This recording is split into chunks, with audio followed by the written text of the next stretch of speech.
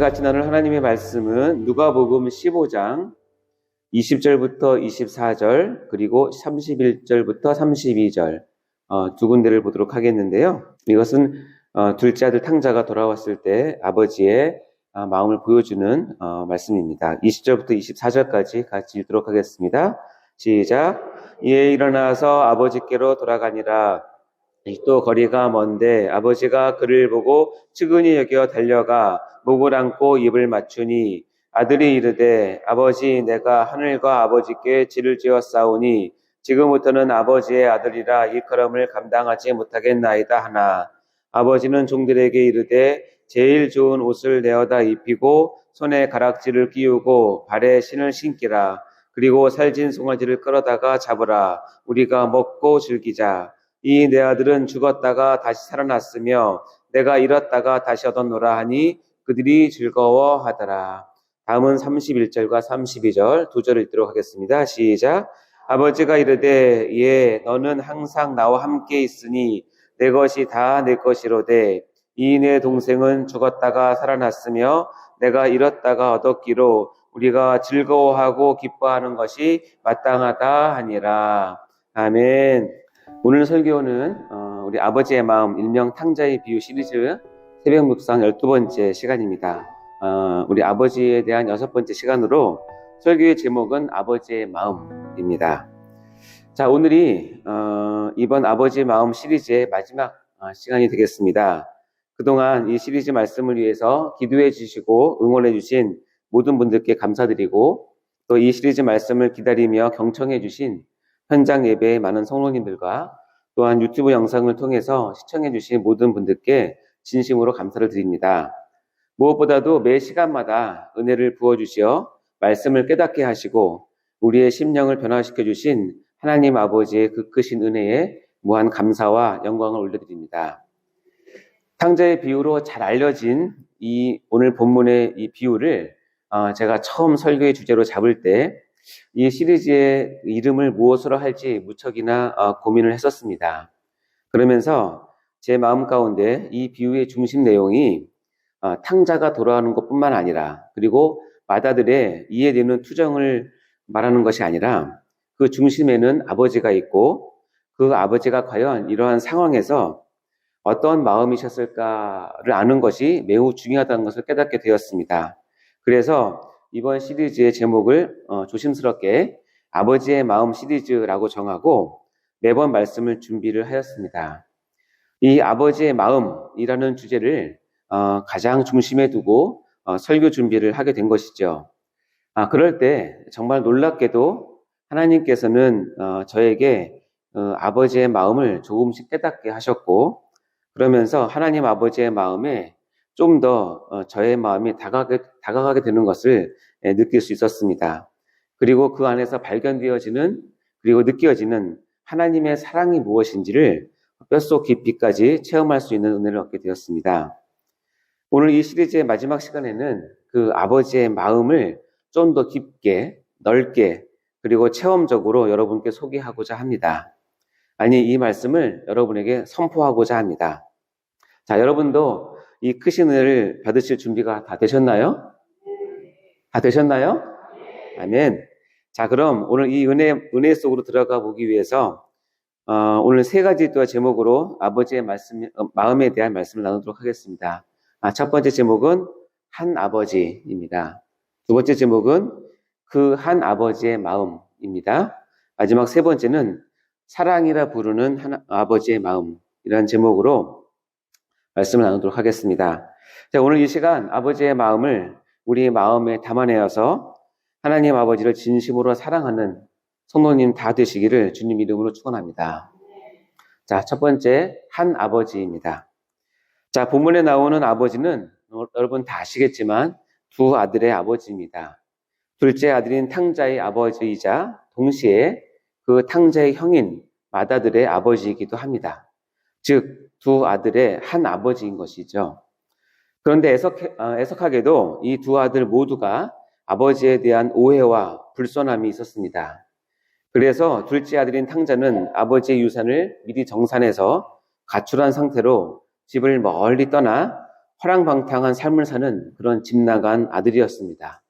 또한 맏아들은 아버지에 대한 감사나 존경은 없어진 지 오래되었고 자기 동생에 대한 불평과 불만이 가득 차 있어서 돌아온 동생 탕자를 절대 용서하지 못하는 그런 어리석고 유치한 아들이었습니다. 전혀 성향이 다른 두 아들. 그런데 둘 다 아버지의 마음을 몰라주고 오해하여 몸으로나 마음으로나 이미 멀리 떠나버린 그 두 아들을 바라보는 그 한 아버지. 이런 두 아들을 둔 아버지의 어깨는 얼마나 무거웠을까요? 그리고 이 아버지의 얼굴에는 어떤 수심이 드리워져 있었을까요? 이는 마치 선악과를 따먹고 죄를 지은 아담과 하와를 에덴 동산에서 내보내시며 그 아담과 하와의 뒷모습을 바라보시는 하나님 아버지의 마음과 많이 닮은 듯합니다. 창세기 3장 23절과 24절 말씀을 보도록 하겠습니다. 여호와 하나님이 에덴 동산에서 그를 내어 보내어 그의 근원된 땅을 갈게 하시니라. 이같이 하나님이 그 사람을 쫓아내시고 에덴 동산 동쪽에 그룹들과 두루 도는 불칼을 두어 생명나무의 길을 지키게 하시니라. 영생과 가장 좋은 것들을 풍성히 주어 한없이 사랑하고 싶으신 하나님의 그 바램을 그렇게 쉽게도 저버리고 그리고 하나님에 대한 오해와 불신앙으로 하나님을 보기 좋게 배반해버린 이 아담과 하와, 그들의 뒷모습을 바라보며 안타까워하시는 하나님. 이 하나님의 모습이 바로 오늘 이 본문 비유 속에 보이는 아버지의 모습이라 할 수 있을 것입니다. 비유 속의 아버지가 둘째 탕자와 맏아들의 한 아버지이듯 우리 하나님 아버지는 죄를 지은 모든 사람들의 아버지, 즉 우리의 한 아버지가 되심을 우리가 알 수 있습니다. 사랑하는 성도 여러분, 하나님은 죄를 지은 우리 모두의 한 아버지가 되십니다. 나의 아버지이고 옆에 있는 다른 사람들의 아버지이시기도 합니다. 따라서 우리는 한 아버지 밑에서 같이 거주하며 동고동락하는 형제임을 믿으시기를 주님의 이름으로 축원합니다.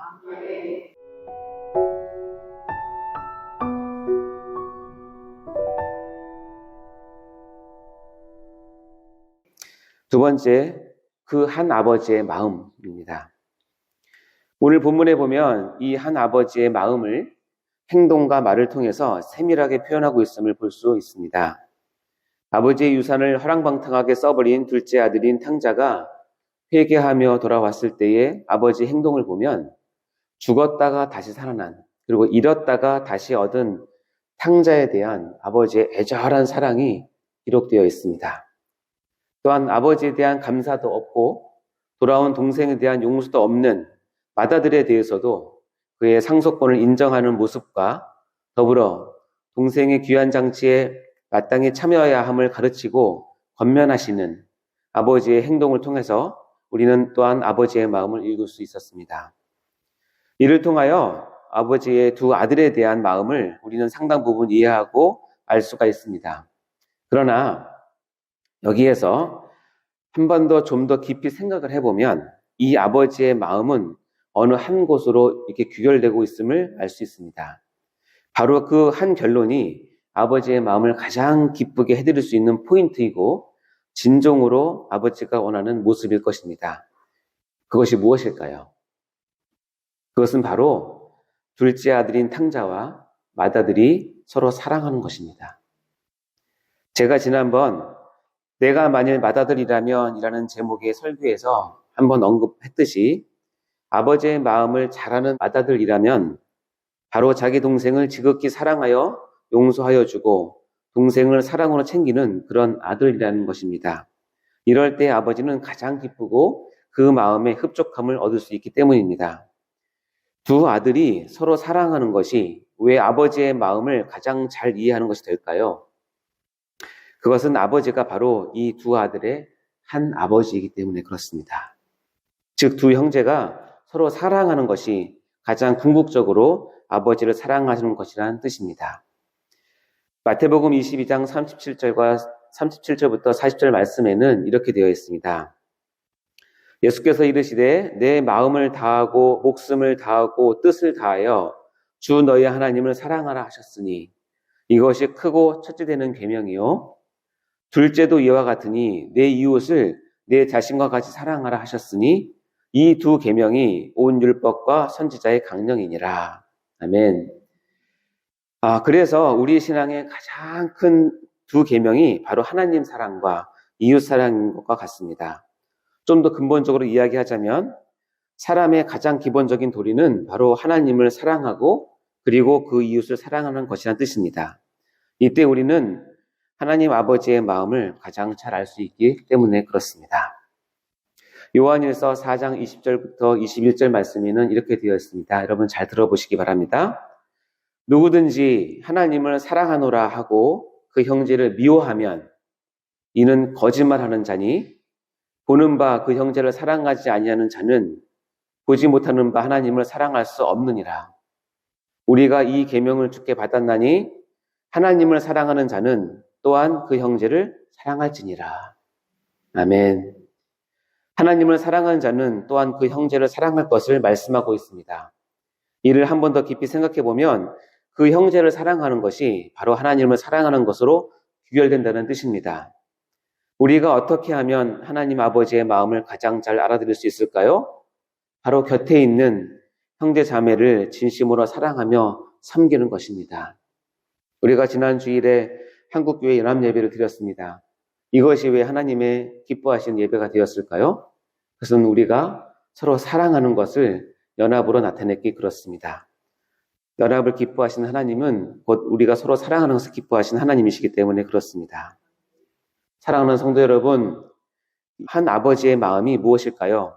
그것은 바로 내 이웃과 함께 서로 사랑하는 것임을 마음 깊이 새기시는 여러분 되시기를 주의 이름으로 축원합니다. 세 번째입니다.